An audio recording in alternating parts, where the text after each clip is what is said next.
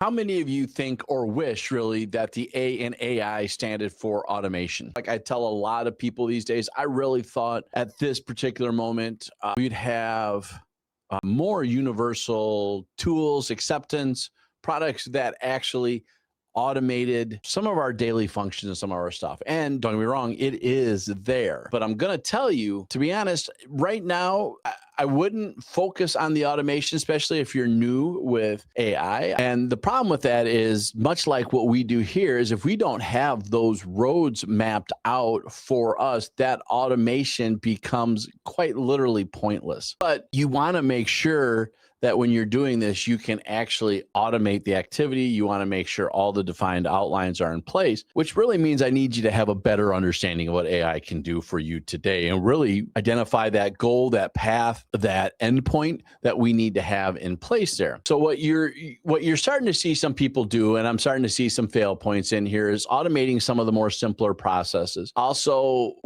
I've seen a lot of people start automating some follow-ups, right? Some things that they're doing and doing the process out there. Again, there's nothing wrong with it, but the problem with automating those follow-ups is we are not verifying, checking, and fact checking what it was doing was correct. And that becomes a problem. So the question I need you to ask first is I want you to ask what you can automate. And I was at a conference a while back, and I will tell you the thing that stuck in my mind for this, and I do want to relay this because I thought this was so well said, is you want to automate like one of your biggest pain points, not all of them.